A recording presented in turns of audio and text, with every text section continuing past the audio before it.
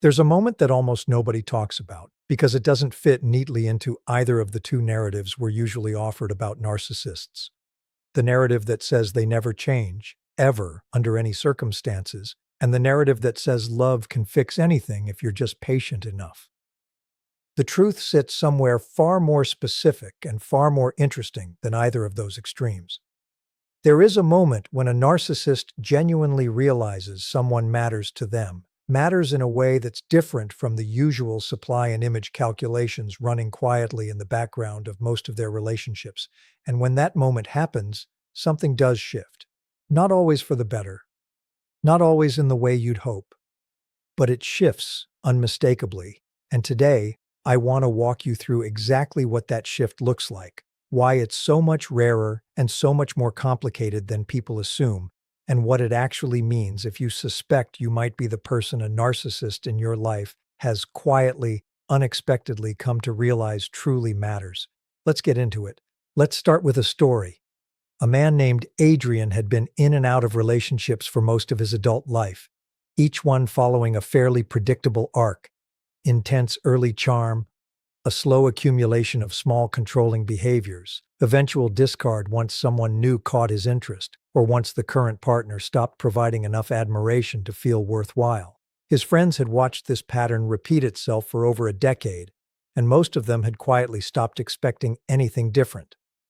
Then he met Priyanka, and something about that relationship didn't follow the usual script, not because Priyanka did anything particularly unusual in the early stages, but because of something specific about who she was and how she related to him. Priyanka wasn't easily impressed. She wasn't dazzled by his charm the way most of his early partners had been. She liked him, genuinely, but she maintained a clear, calm sense of her own life, her own friendships, her own standards, completely independent of whether he approved of them. Early on, this frustrated Adrian in a way he couldn't quite articulate, even to himself. He found himself working harder than he was used to working, not through any conscious strategy, but because her steady, ungrasping presence didn't respond to the tactics that had always worked before. And somewhere in that friction, something began to shift in how he related to her, something his friends started to notice long before Adrian himself could have named it. Here's the mechanism underneath what happened, and it's worth understanding clearly because it explains why this particular kind of shift is so rare and why it looks so different from ordinary romantic attachment. For most of Adrian's life, his relationships had functioned as sources of supply, reliable streams of admiration, validation, and attention that fed a sense of self that had never developed a stable internal foundation. Supply, by its nature, is largely interchangeable. One admiring partner can often be replaced by another admiring partner without much internal disruption, because the function being served, external validation, doesn't actually depend on the specific person providing it. This is why narcissists can often move from relationship to relationship with what looks like genuine emotional investment in the moment, but shockingly little lasting attachment once the relationship ends. The specific person was never really the point. The function they served was. What made Priyanka different wasn't romantic chemistry in the conventional sense, though that existed too. It was that she didn't function as interchangeable supply because she refused to play the role that made someone interchangeable in the first place. She didn't offer unconditional admiration. She didn't reshape her opinions to please him. She didn't disappear into his preferences, the way so many of his previous partners eventually had. And paradoxically, this made her harder to replace, not easier, because the thing Adrian eventually found himself needing from her wasn't simple validation, which could theoretically come from anyone willing to offer it. It was something closer to genuine respect, earned rather than given freely, which is a fundamentally different, much scarcer resource. Once someone becomes the source of something scarce and specifically earned rather than something generic and interchangeable, they stop functioning as replaceable supply and start functioning as something the narcissist's psychology has far less practice knowing how to relate to. This is the first sign that a genuine realization of someone's significance is happening, rather than the usual pattern of infatuation followed by devaluation, increased effort that isn't tied to reward. In most narcissistic relationships, effort correlates directly with anticipated payoff, more effort during the idealization phase, when maximum admiration is being extracted, tapering off once the relationship feels secured or once the supply starts to feel guaranteed. When a narcissist genuinely realizes someone matters in a deeper, less transactional way, the pattern inverts in a specific, observable way. Effort continues, and sometimes even increases, specifically in situations where there's no clear payoff attached, no audience to perform for, no immediate validation on offer. Adrian's friends noticed this first, before Priyanka herself fully registered it. Small, consistent gestures that happened when no one else was watching. Effort invested in ordinary, unglamorous moments that would never have made it into the highlight reel of admiration he'd always seemed to need from his relationships before. The second sign, and this one is more uncomfortable to witness, is increased, not decreased, anxiety around the relationship. This runs counter to what most people expect, because we tend to assume that if someone genuinely comes to value us, they'd become calmer, more secure, more confident in the relationship. With a narcissist experiencing a genuine realization of someone's significance, the opposite often happens, at least initially, because the entire experience is genuinely destabilizing for a psychological structure that has never had much practice depending on someone whose presence can't simply be guaranteed through the usual tactics.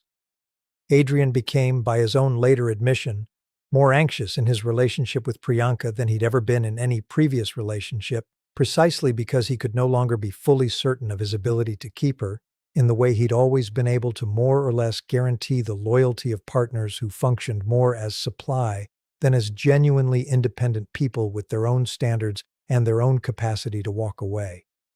This anxiety often manifests in behavior that looks, from the outside, uncomfortably similar to the earlier, more manipulative patterns.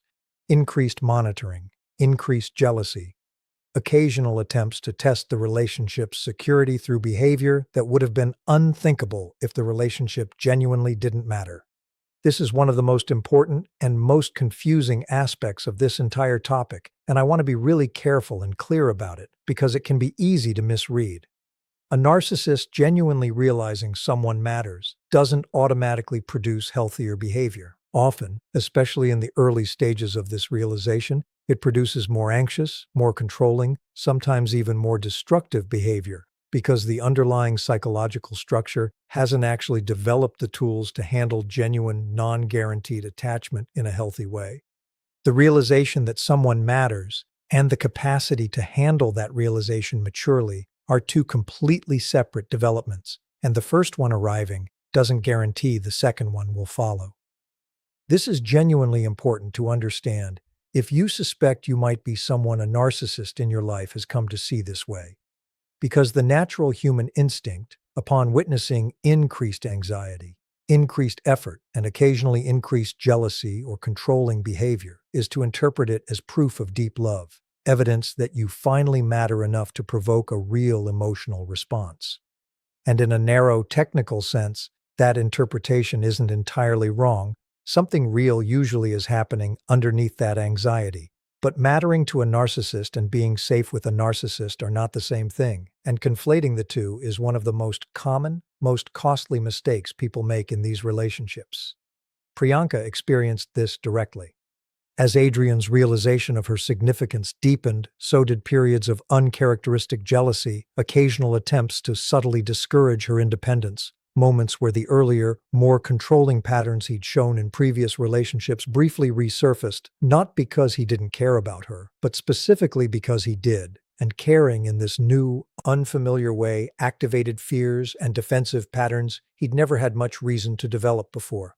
Let's talk about the third sign, because it's the one that ultimately determines whether this realization leads somewhere genuinely healthier or simply produces a more intense, more painful version of the same old dynamic, whether the anxiety gets processed internally or externalized onto the partner. This is really the crux of the entire matter. When a narcissist realizes someone matters and experiences the resulting anxiety, there are, broadly speaking, two paths available. The first path, and unfortunately the more common one, involves externalizing that anxiety through control. trying to manage the discomfort of genuine, non-guaranteed attachment by attempting to reduce the partner's independence, increase surveillance, or create artificial guarantees through manipulation, jealousy, or subtle possessiveness. This path often makes the relationship worse, not better, even though it stems from the same underlying realization we're discussing today.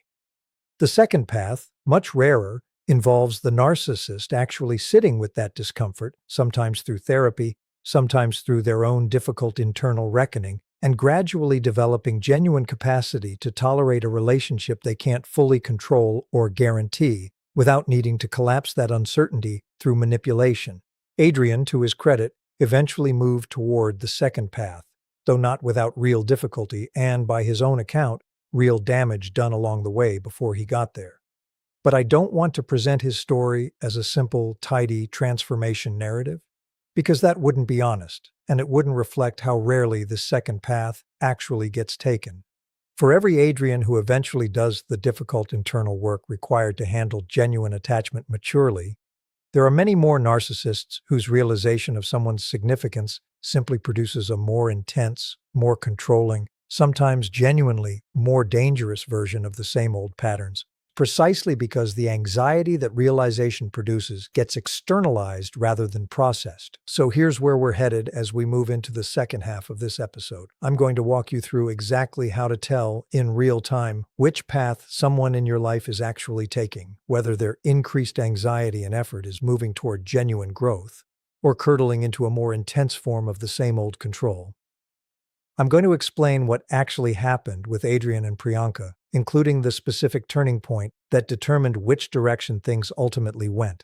And I want to address something crucial before we close today's half. Why you matter to them was never actually the question worth asking in the first place, and what question you should be asking instead if you're trying to figure out whether a relationship with someone showing these signs is actually safe for you to stay in. Stick with me, because the second half of this episode covers the part that actually matters most. I'm going to walk you through exactly how to tell in real time which path someone in your life is actually taking, whether their increased anxiety and effort is moving toward genuine growth or curdling into a more intense form of the same old control.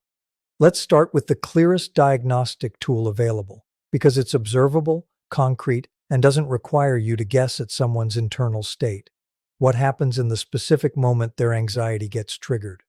This is the actual fork in the road, and it shows up over and over in small, ordinary moments, long before it ever escalates into anything dramatic enough to be unmistakable. Picture the moment a narcissist who's realized someone matters feels a flicker of that underlying insecurity. You mention plans with a friend they don't know well. You're slower to respond to a message than usual. You express an opinion that doesn't align with theirs. In that exact moment, two very different things can happen. The first path shows up as a question turned inward, even if clumsily expressed. I noticed I got really anxious when you said that. I think that's something in me I need to look at. The second path shows up as a question turned outward, aimed at you. Why do you need to see them so often? Why didn't you answer me right away? Delivered with an edge that makes the discomfort your responsibility to manage rather than theirs to sit with. This distinction sounds subtle in description, but it's genuinely unmistakable once you're watching for it in real time, and it's the single most reliable predictor of where the relationship is actually headed. Adrian's turning point, the one that ultimately determined which path he took, happened during a fairly ordinary weekend when Priyanka went away for a friend's bachelorette trip. Something she'd done many times before without incident.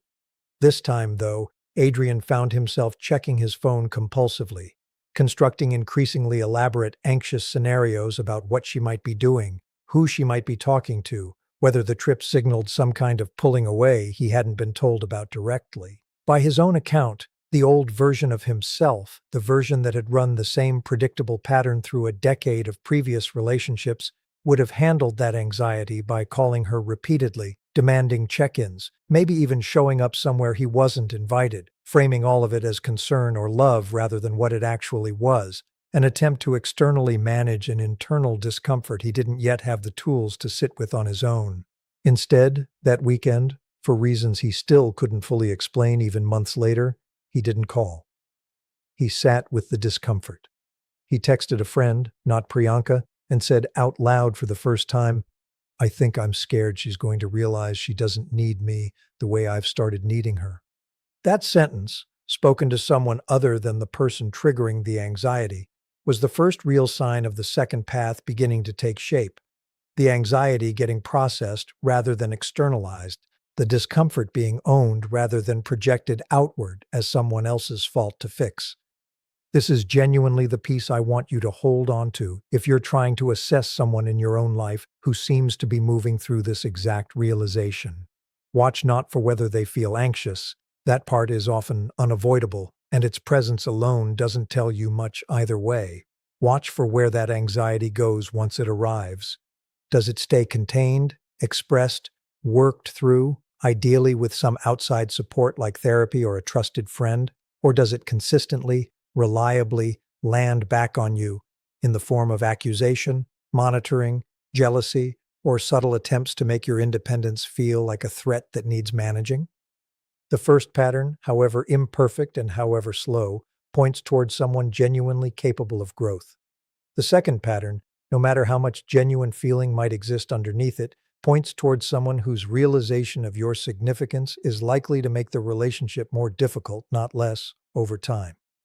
Now, let's address the question I promised you, because I think it's the most important reframe in this entire episode.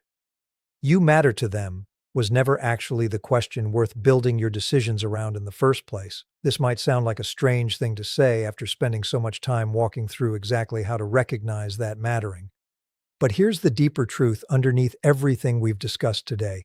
Mattering to someone tells you something about their internal experience. It doesn't tell you anything, on its own, about whether staying in relationship with them is good for you. Plenty of people matter enormously to individuals who are, nonetheless, actively harmful to be close to. Significance and safety are simply not the same axis, and conflating them is exactly how so many people end up staying years longer than they should in relationships that feel meaningful, even profound, while quietly costing them their peace, their confidence, sometimes their physical safety. The question actually worth asking isn't, do I matter to them? It's, what do they do with the fact that I matter to them? Because as we've just spent this entire episode demonstrating, that answer varies enormously. And it's the answer, not the underlying fact of mattering, that should actually inform whether you stay, whether you set firmer boundaries, or whether you leave. Someone who realizes you matter and responds by working on themselves, by tolerating uncertainty without trying to control you into eliminating it, by treating their own anxiety as their responsibility rather than yours to soothe. That person may genuinely be worth investing further trust in, cautiously, incrementally, watching to see if the pattern holds over time, rather than assuming a single good stretch means the work is finished. Someone who realizes you matter and responds with escalating control, jealousy, or attempts to diminish your independence is not offering you something safer just because the underlying feeling is more intense. In many ways, that combination, genuine significance paired with unprocessed anxiety, produces some of the most difficult, most confusing relationships to leave, precisely because the intensity of feeling can look so much like love, even when the behavior it produces is genuinely harmful. I want to be honest with you about something here because I think it matters for how you hold everything we've covered today. Adrian's story, the one that moved toward the healthier path, is real, and stories like his do happen. But I want to be careful not to let his story function as false reassurance for anyone currently watching someone in their life experience this exact realization and respond with escalating control rather than genuine internal work. His path required real, sustained effort on his part, including eventually entering therapy specifically to address the patterns Priyanka's presence had started to surface. It wasn't inevitable, and it wasn't guaranteed simply because the underlying realization of her significance was genuine. Plenty of narcissists experience the exact same realization, feel the exact same underlying anxiety, and never take the harder path Adrian eventually took, choosing instead, consciously or not, to manage that anxiety by trying to control the person who triggered it rather than doing the much harder work of managing themselves. This is why I don't want you walking away from this episode using, "they're just scared because they realize I matter," as a justification for staying in a relationship that's become genuinely controlling or unsafe. That explanation might even be accurate in the sense that it correctly identifies why the behavior started, but accuracy about the cause doesn't change the actual present tense impact of the behavior on your life. Understanding why someone is behaving in a controlling way doesn't obligate you to keep absorbing that behavior while you wait to see if they eventually choose the harder path toward growth. You're allowed to protect yourself in the present based on what's actually happening, rather than staying indefinitely based on a hope about what might eventually happen if they do the work. Let's return to Adrian and Priyanka one final time, because the actual outcome of their story is worth hearing in full, precisely because it isn't a simple, tidy fairy tale. Their relationship continued, and it did genuinely improve over time, but not quickly, and not without real, difficult conversations along the way, including moments where Priyanka clearly, calmly told him that his anxiety, however understandable its source, was not something she was willing to keep managing for him indefinitely. That the work of processing it belonged to him, in therapy, in his own reflection, not to her, through constant reassurance or restricted independence. That boundary, held consistently, turned out to matter just as much as Adrian's own internal work, because it meant the relationship never fully slid into the externalized, controlling pattern that so often takes over once a narcissist's anxiety finds an easier outlet than genuine self-reflection. Here's what I want you to take from everything we've covered today, because I think it's the piece that actually protects you, regardless of which path someone in your life ultimately chooses. If you suspect a narcissist in your life has genuinely come to realize you matter, that realization is not by itself either a gift or a threat. It's simply information, a fact about their internal experience that tells you nothing conclusive about what comes next. What comes next depends entirely on what they do with it, and you are never obligated to wait around, absorbing escalating anxiety disguised as love in order to find out. You can watch, carefully, for the difference between anxiety that gets owned and anxiety that gets projected onto you. And whatever you observe, you're allowed to make decisions based on your own safety and peace in the present, not on the hope of a transformation that may or may not ever actually arrive. Picture this, one last time. Somewhere, in a relationship still finding its shape, two people sit with an uncertainty that used to feel unbearable to one of them, and instead of reaching for control, for surveillance, for the old familiar tools that once made uncertainty disappear at someone else's expense, there's simply stillness, difficult and unresolved, being held rather than eliminated. And somewhere else, in a different story entirely, someone recognizes that same anxious energy arriving in their own life, dressed up as devotion, and makes a different choice, not because they doubt they matter, but because they've finally learned that mattering was never the question that needed answering in the first place. The scene closes not with a resolution, because this particular story rarely offers a clean one. It closes with a choice, made quietly, in an ordinary room, by someone who finally understands that whether they matter to someone else was never going to be the thing that determined whether they were safe, whether they were free, or whether the life ahead of them was actually, fully, theirs to build.